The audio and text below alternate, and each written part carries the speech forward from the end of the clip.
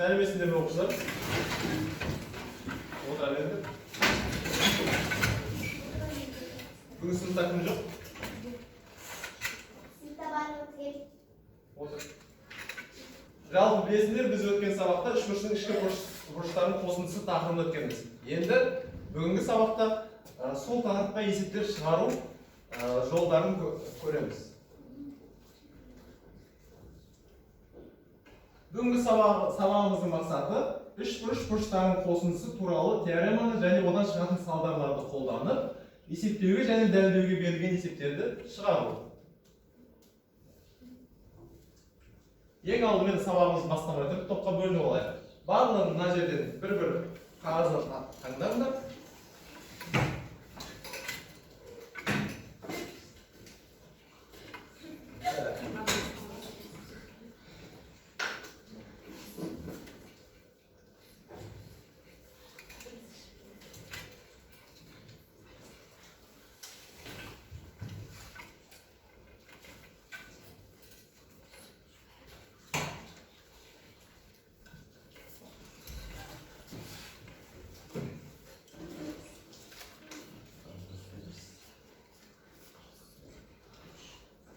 Енді бірінші үш бұрыштың бұрышы деген сөз кімге түсті? Барлығы мына топқа келіп отырамыз. Бірінші топ. Үш бұрыштың қабырғасы деген кімге түсті? Барлығы екінші топқа келіп отырамыз. Үш бұрыштың төбесі деген кімге түсті? Барлығымыз үшінші топқа келіп отырамыз. Жоғарыдан осы.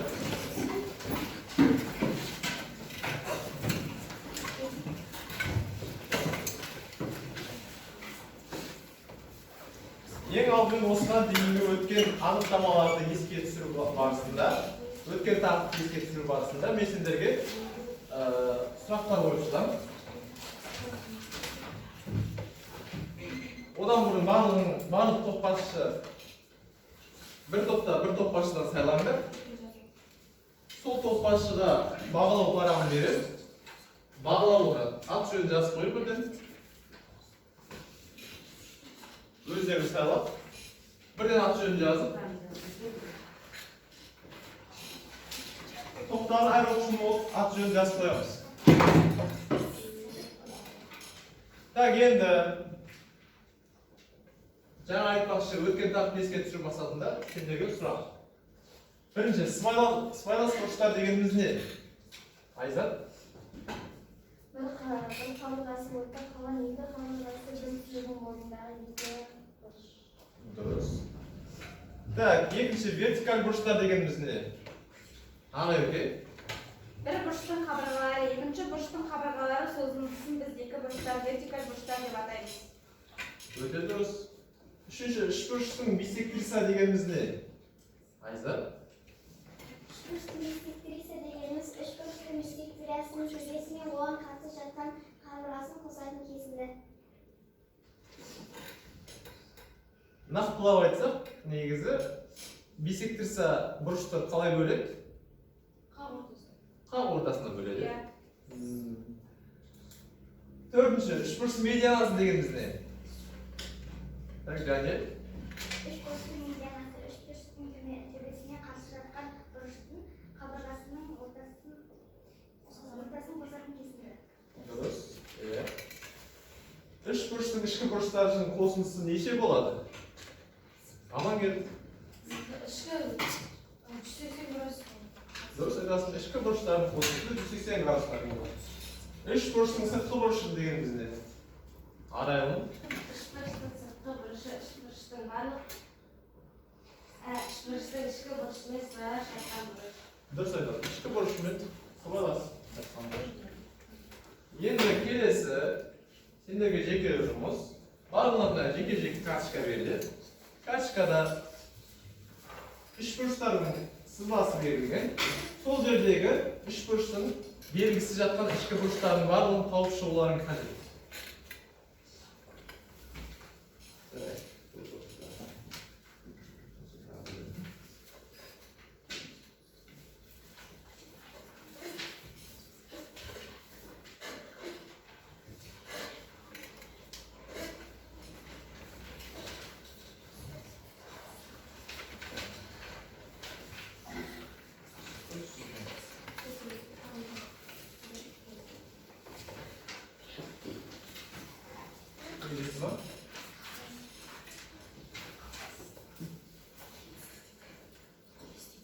Жаңағы топ başlar. Birinchi topshirmadağı әр оқушыға жауап берген әр оқушыға бір балдан қойып шығыңдар. Иә.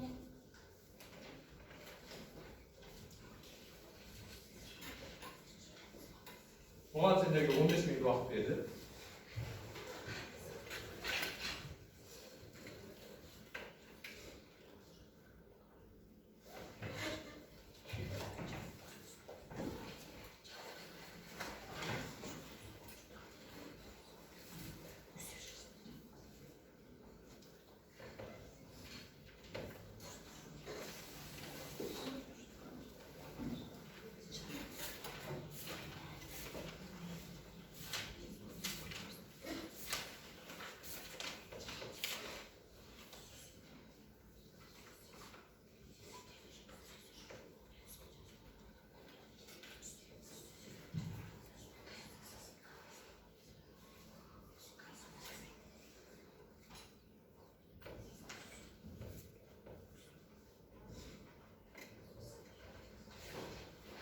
Кейінгі алты есепте біз білесіңдер тең бүйірлі үшбұрыштың қасиетін пайдаланамыз. Бастапқы алты есепте ішкі және сыртқы бұрыштардың қасиеттерін пайдаланамыз.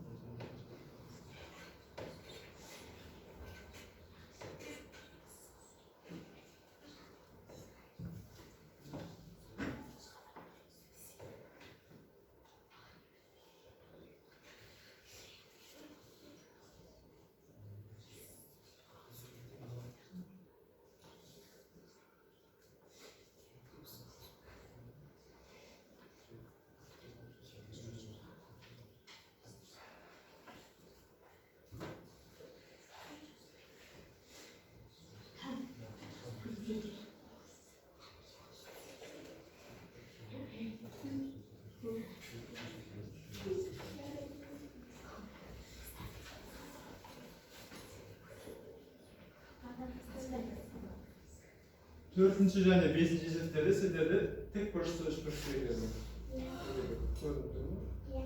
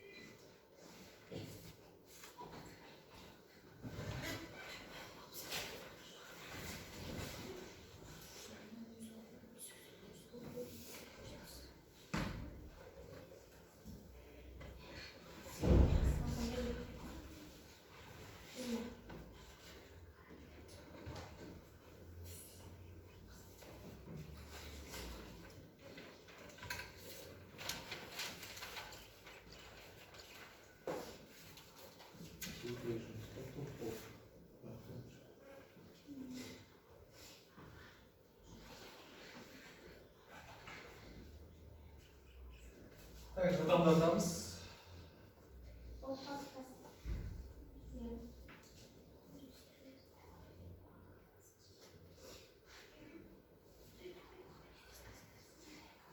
Üç minuttaki vakitler dedi.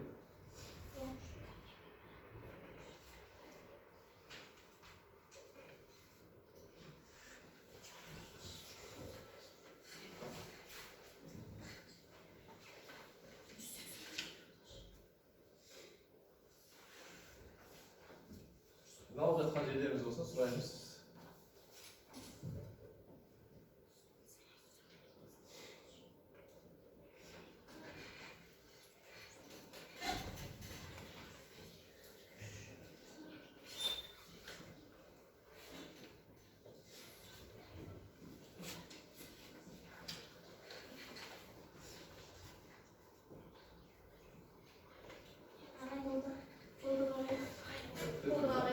Varlığı olsun. Tekstil bakalım. Özür.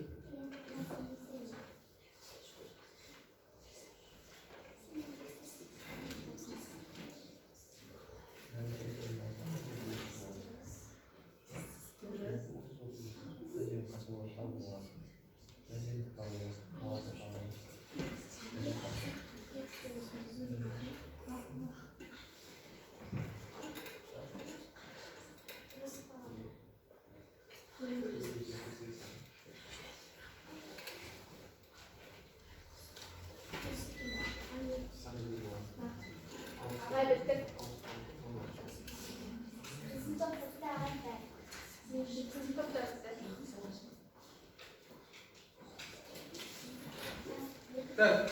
Olukpa bardığımız? Bardığımız bolsa, bu tasman tekşerүү barısında biz көшімді тексеру әдісін пайдаланамыз. Яғни, барлығын қасында отырған оқушылармен өз парақтарында алмасыңдар. Алмасыңдар. Сендер үшеуі бір-бірімен алмасыңдар. Так, endi men senlarga taxtaga durish javoblarini ko'rsatib beraman. Osымен tekshirib olinglar. Ya'ni ko'pincha yozganlarning barlig'ini yozib turib kerak senlarning paraqchalaringda. Qilish tekshiramiz. Tekshirimizda paraqchasini qancha o'g'ir javob berganini yozib qo'yamiz.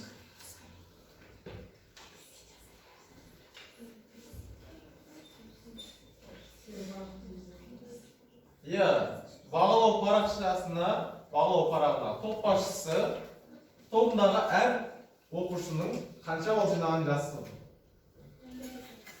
12 septen 10dan 12 ball jinogan o'quvchi o'ta yaxshi degan so'z.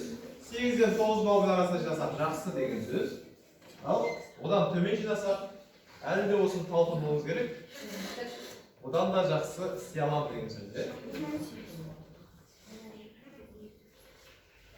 Топ басшы барлығын енгізіп қойдық па бағалау парақшасына? Иә. Енгізіп болса, онда келесі тапсырмаға өтеміз. Келесі тапсырма бізде топ тұғырымыз. Топ бойынша әр топқа 2 тапсырмадан беріледі. Топ болып, ақылдасып, сол тапсырмаларды шығарып, тақтада келіп қорғаймыз сол тапсырмаларды.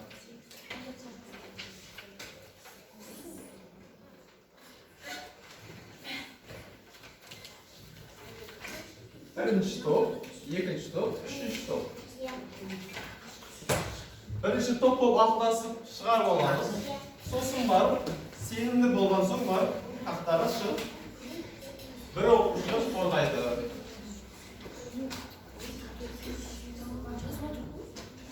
Bu taqsirma senlarga 5 minut vaqt beriladi.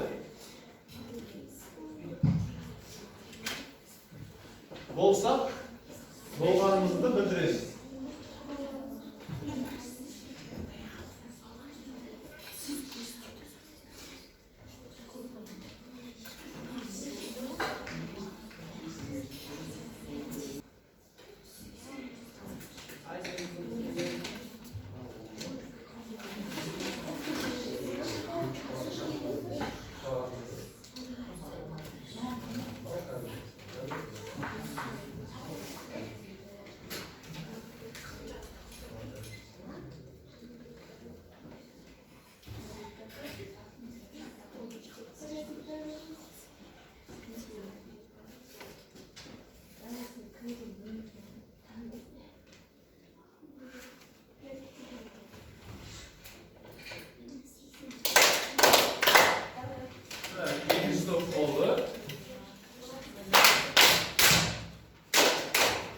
Ikkinchi stop bo'ldi. Birinchi bo'lgandan birinchiga taqtab qo'yasiz.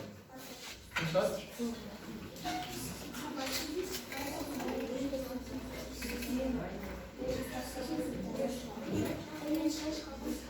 Hadi. Bu taqtab qo'ygandan keyin bo'ldi.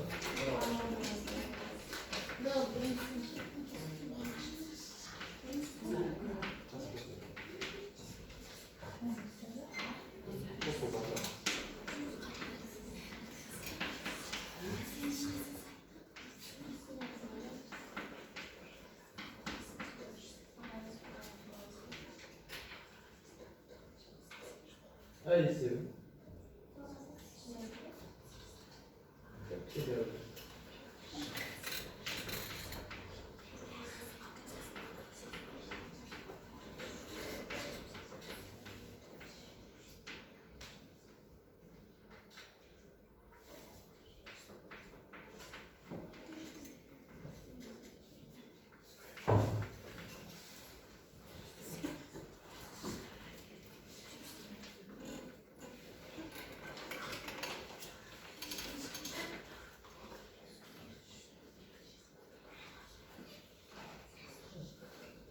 Birinchi esepte 40 bo'ldi, durust. Ikkinchi esepte 26 100 degan javoblar chiqdi, durust.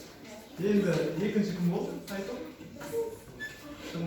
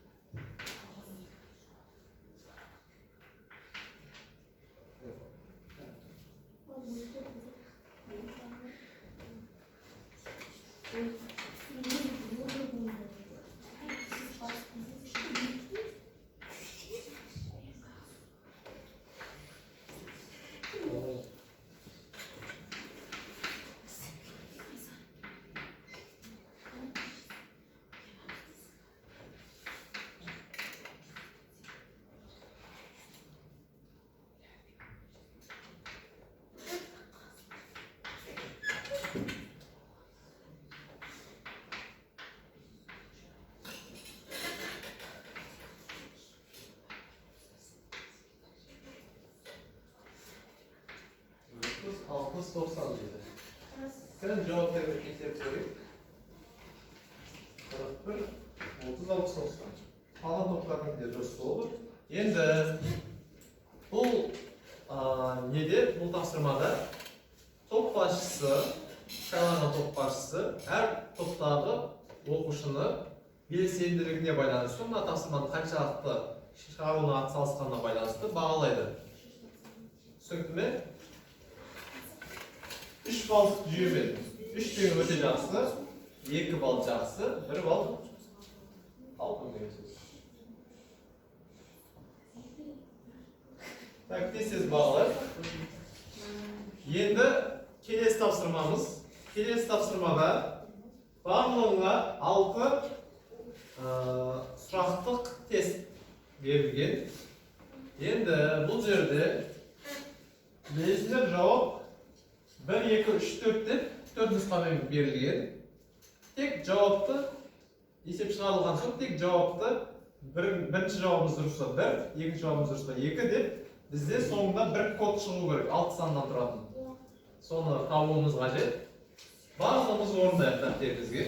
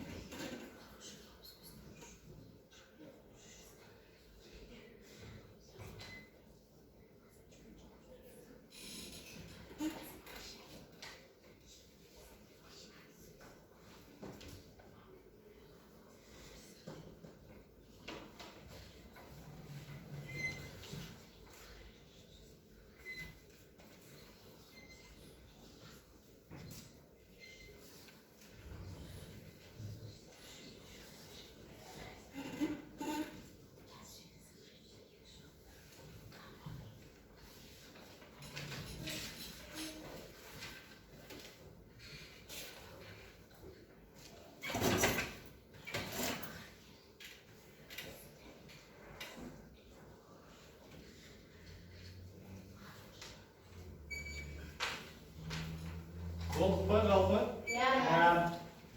Болса енді кодтарымызды сақтады. Қазір дұрыс код шығады, сонымен қарап тексереміз. 212, 314 дейді.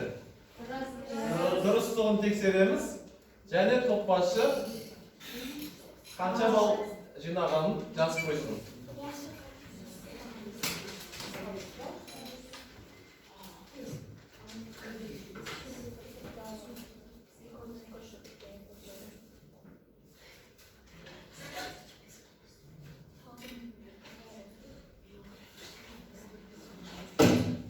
Топ басшылардың барлығы жазып алдық па? Қанша балл, әр оқушымыздың қанша балл жинағанын? Олай болса, келесі үйге тапсырма, кітаптарындағы 16-та 15 деген есеп барлығын жазып алыңдар. 16-да 15-ші есеп. Содан кейін, әр топ басшы өз тобындағы оқушылардың жалпы қанша балл жинағанын жазып қойсын.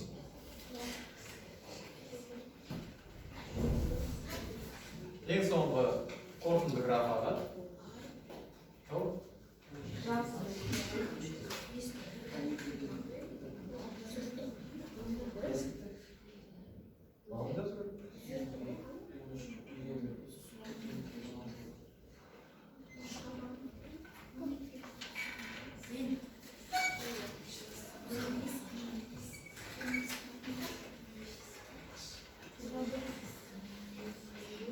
Есептеп болдық па? Есептеп болсақ, жалпы қорытынды шыққан балда егер 17 балдан артық болып тұрса, ол оқушы өте жақсы деген бағалды деген сөз. 13-тен 17 балдың арасы жақсы деген бағалды. 8-ден 12 балдың арасы қанағаттанарлық, бірақ бұдан да біз жақсы орындай аламыз деген сөз. Ал 1 мен 7 балдың арасы нашар, қалыпын, бірақ келесі жолы бұдан да жақсы атсалыс деген сөз, Барлығын қазір бағалау парағын алып дейсіздер.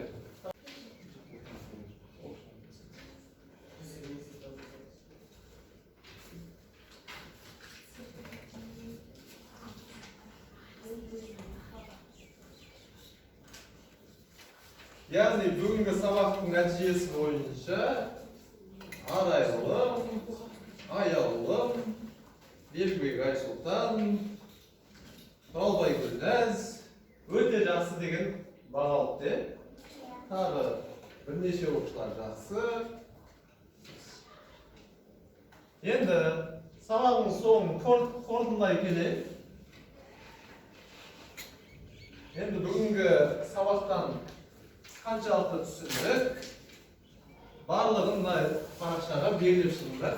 Сендерге саты бойынша берілген, яғни түсінгені жақсы түсінсеңдер, өте жақсы түсіндір. 5 деген сатының тұсында екенімізді көрсетеміз. Орташа түсінсек, сатының ортасына жеттік деген сөз.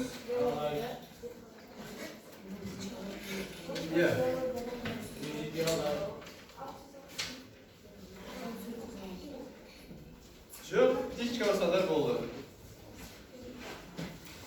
Қайтқан қазір жинап алып сендерге, сендерден болды. Ең жоғарғысы өте жақсы сабақты түсіндірдім. Тапсырманы орындауда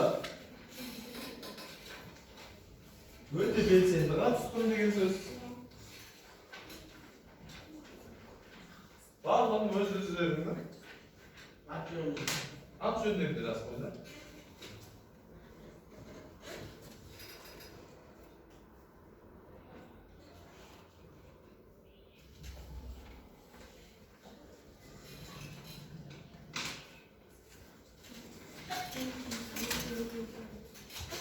Жерге шықтық па? Онда мен жинап шығам,